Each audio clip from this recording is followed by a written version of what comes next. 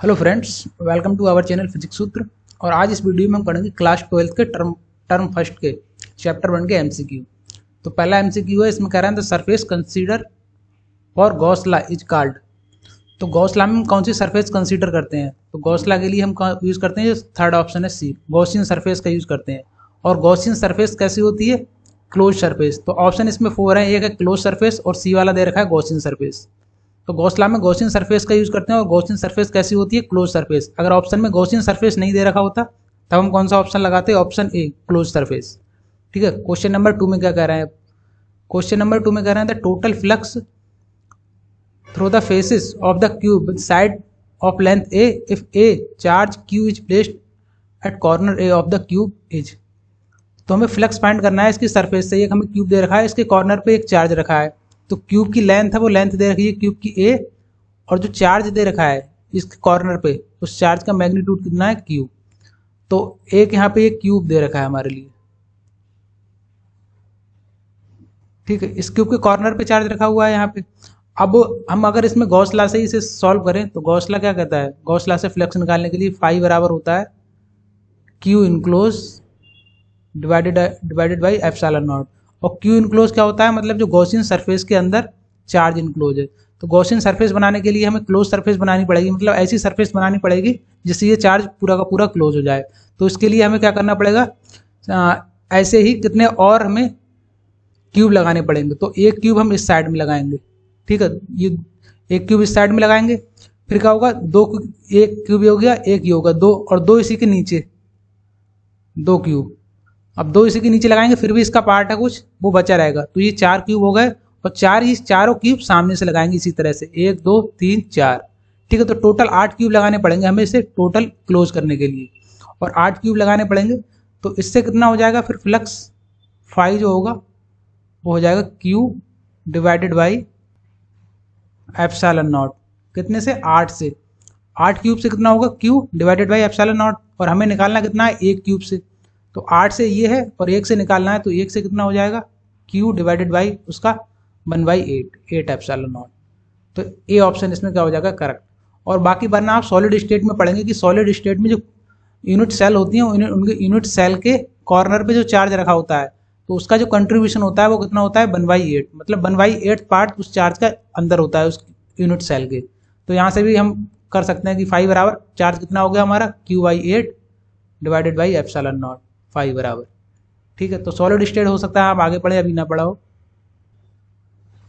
Next question number 3 में कह रहे हैं which of the following statement is not true about Gauss law. तो गॉस लॉ में कौन सा स्टेटमेंट ट्रू नहीं है? ये ऑप्शन है Gauss law is true for any close surface.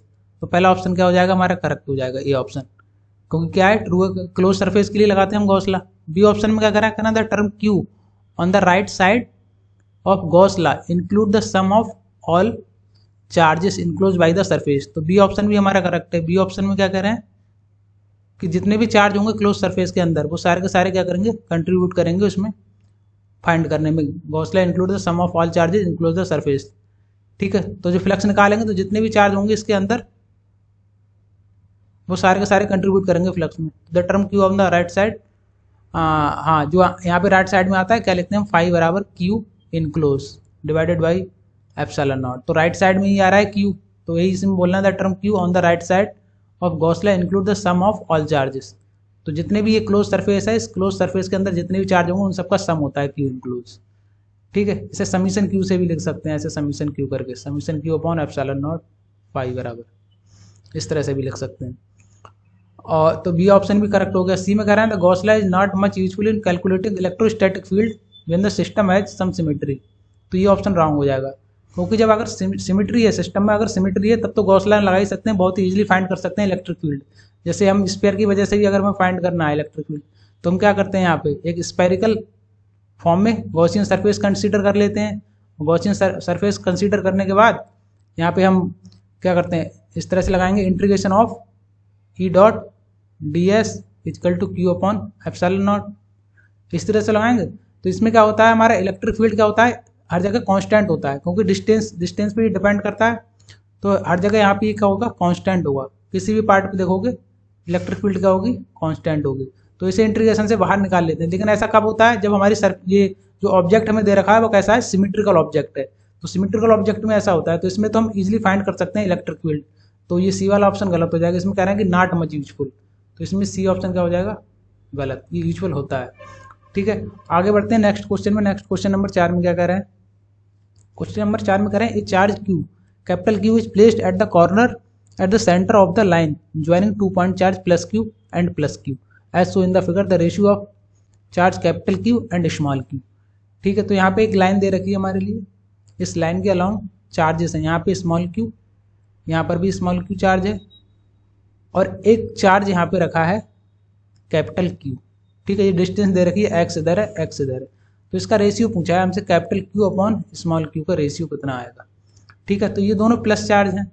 अब प्लस चार्ज है तो ये क्या करेंगे, ये वाला इस पर फोर्स लगाएगा, ये वाला प्लस चार्ज, ये वाला अगर मैं इसे 1 बोल दूँ तो इधर ये फोर्स लगाएगा, दोनों पॉजिटिव हैं, तो ये इधर फोर्स लगाएगा ये F1, और ये वाला क्या है, ये भी पॉजिटिव चार्ज है, अगर ये भी पॉजिटिव है तो ये इस पर इधर लगाएगा, रिपल्सन लगाएगा, रिपल्सन फोर्स, रिपल्सिव फोर्स, तो ये वाला अगर चार्ज 2 बोल दो तो ये F2 इधर लगाएगा, तो ये दोनों इक्वल होंगे। ठीक है, तो इक्वल होने के लिए तभी ये मतलब यहाँ पे होगा सेंटर पे, तो फोर्स F1 और F2 दोनों को इक्वल करते हैं, तो F1 की वैल्यू कितनी हो जाएगी, 1/4 pi epsilon naught Q1 Q upon X square equal to 1/4 pi epsilon naught Q1 Q divided by X square. तो ये क्वेश्चन में कुछ थोड़ा एरर है।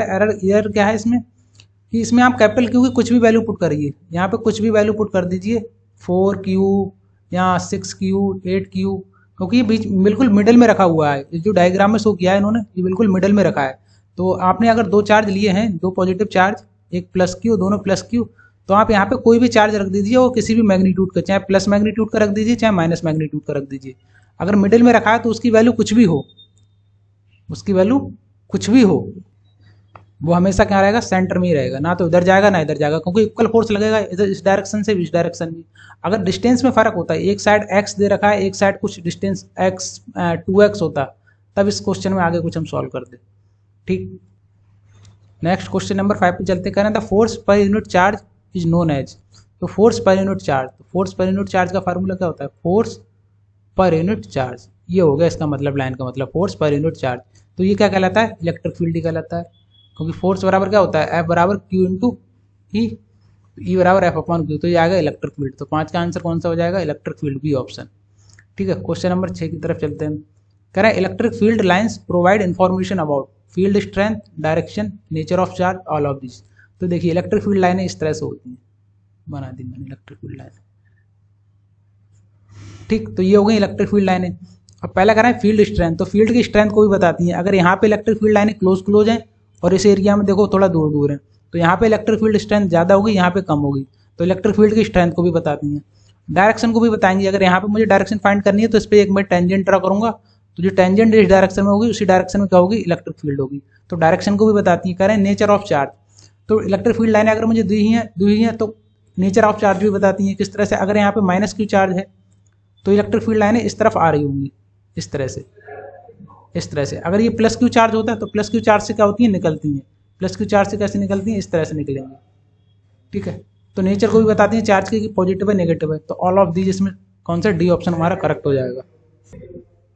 आगे नेक्स्ट क्वेश्चन नंबर 7 में कह रहे हैं which of the following figure represent the electric field lines due to single negative charge. तो सिंगल नेगेटिव चार्ज दिए, तो नेगेटिव चार्ज से क्या होता है, इलेक्ट्रिक फील्ड लाइनें नेगेटिव चार्ज पर क्या होती हैं, आती हैं, इस तरह से आएंगी, नेगेटिव चार्ज है। तो इसमें बी ऑप्शन है, बी ऑप्शन में देखो नेगेटिव चार्ज पे इलेक्ट्रिक फील्ड लाइनें आ रही हैं, तो ये बी ऑप्शन करेक्ट हो जाएगा।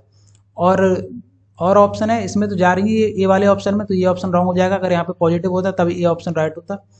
और सी और डी तो वैसे नहीं होंगे, क्योंकि इलेक्ट्रिक फील्ड लाइनें जो आती हैं किसी भी सरफेस पर अगर आ रही हैं जा रही हैं, जैसे हमारा अगर ये स्पेरिकल चार्ज है हमारा, ठीक है, तो स्पेरिकल चार्ज है तो इसके परपेंडिकुलर आएंगी इलेक्ट्रिक फील्ड लाइनें, मतलब इस तरह से इसके सेंटर से होके जाएंगी, जो इसकी सरफेस है इसकी सरफेस पे कितना 90 डिग्री का एंगल बनाती है, एक ये प्रॉपर्टी होती है इलेक्ट्रिक फील्ड लाइन की। इस तरह से फील्ड लाइनें पास नहीं करेंगी, जैसे ये नेगेटिव चार्ज हो गया, मान लीजिए हमारा नेगेटिव चार्ज है, तो फील्ड लाइनें इधर आ रही हैं तो इस तरह से नहीं आएंगी, यहाँ से कट होकर चलेगी, सेंटर से हमेशा पास करेंगे, क्योंकि सरफेस के परपेंडिकुलर होने के लिए सेंटर से पास करनी चाहिए। तो एक प्रॉपर्टी ये भी हो गई चार्ज की, फील्ड लाइन्स की। आगे क्वेश्चन नंबर 8 में क्या कर रहे हैं, 8 में करें तो SI unit of electric flux, तो इलेक्ट्रिक फ्लक्स की एसआई यूनिट बतानी है हमें। तो फ्लक्स क्या होता है, फाई बराबर ई इंटू ए।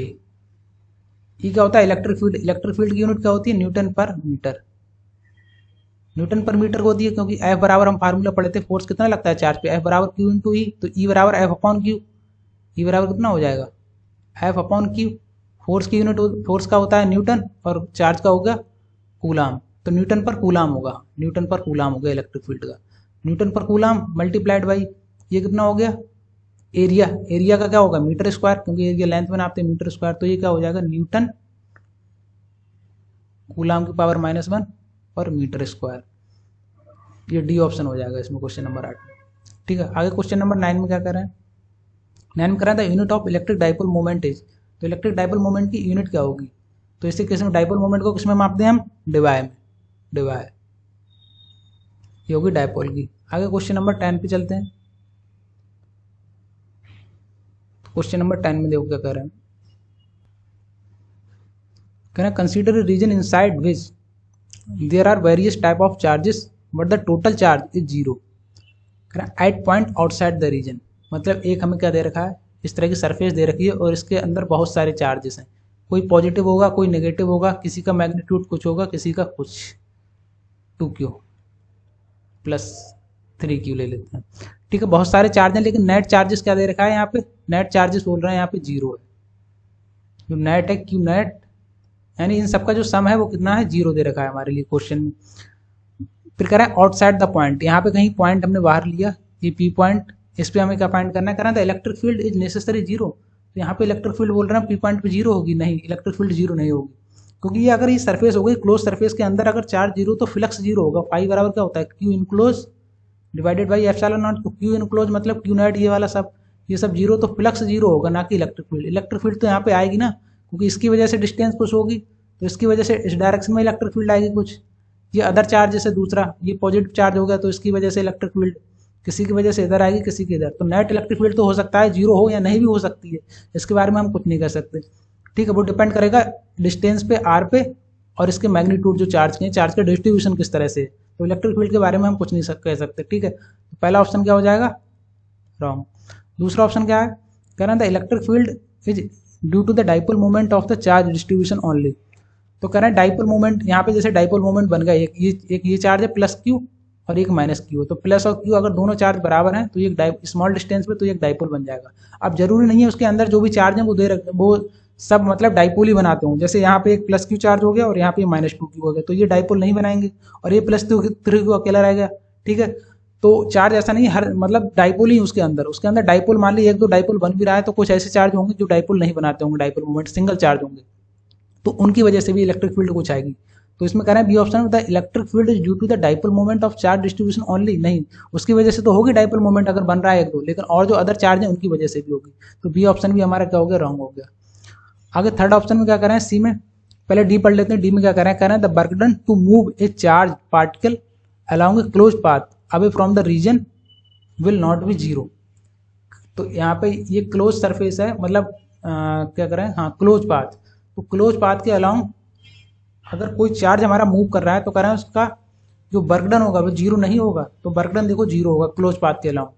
मान लीजिए हमारा ये चार्ज है, क्यू चार्ज है, ये यहाँ से मूव करता हुआ गया और मूव करते करते यहाँ पे फिर से आ गया, तो इसका जो इसमें जो वर्क डन होगा वो कितना होगा, 0 होगा। क्योंकि क्या होता है, ये कंजर्वेटिव फोर्स होता है, जो इलेक्ट्रिक फोर्स हमारा है वो कैसा होता है, कंजर्वेटिव फोर्स होता है। और जितने भी कंजर्वेटिव फोर्स हैं उन सब में जो वर्क डन है वो पाथ इंडिपेंडेंट होता है। ठीक है, जैसे हमारा ग्रेविटेशनल फोर्स हो गया, तो ग्रेविटेशनल फोर्स हो गया यहाँ पे तो mg है। ठीक है, तो मैं इस ऑब्जेक्ट को ऊपर ले गया इस तरह से और इस तरह से फिर से यहीं पे ले आया। ठीक है, तो यहाँ पर भी मुझे जितना भी वर्क डन होगा वो 0 होगा, क्योंकि वर्क डन क्या होता है, चेंज इन पोटेंशियल एनर्जी। तो पोटेंशियल एनर्जी में तो चेंज हुआ नहीं यहाँ पे कुछ, क्योंकि जो पहले थी पोटेंशियल एनर्जी वही बाद में है। तो जितने भी कंजर्वेटिव फोर्स हैं, ग्रेविटेशनल फोर्स हो गया हमारा कंजर्वेटिव फोर्स है, तो इसमें डिपेंड पाथ पे डिपेंड नहीं करेगा हमारा वर्क डन। ठीक है, तो ऐसे ही यहाँ पे अगर हम क्लोज लूप भी बना लें तो जैसे यहाँ से गए, जहाँ से स्टार्ट किए वहीं पे फाइनल पोजीशन पे आ गए, तो वर्क डन 0 हो गया, यहाँ पर भी 0 होगा। लेकिन इसमें डी ऑप्शन में कह रहा है कि 0 नहीं होगा, तो लेकिन 0 होता है। तो फोर्थ ऑप्शन भी हमारा क्या हो गया, रॉन्ग। बाकी बच्चा सी ऑप्शन ये करेक्ट होगा। देखो किस तरह से कर रहे हैं, तो dominant electric field is inversely proportional to R Q for large R. तो ये जो इलेक्ट्रिक फील्ड होगी, इलेक्ट्रिक फील्ड का फार्मूला क्या होगा, 1/4πε0 यानी के Q divided by R cube R vector. ठीक है, तो आर क्यूब की इन्वर्सली प्रोपोर्शनल होगी इलेक्ट्रिक फील्ड। वही सारे चार्ज हैं, सबकी वजह से हर एक इंडिविजुअल चार्ज की वजह से निकालेंगे, इन सबको सम कर देंगे, तो फिर इन्वर्सली प्रोपोर्शनल किसके आएगा, आर क्यूब। तो इसमें सी ऑप्शन हमारा क्या हो जाएगा, राइट हो जाएगा। ठीक है, तो इस वीडियो में इतना ही रखते हैं और नेक्स्ट वीडियो में हम और एमसीक्यू सॉल्व करेंगे।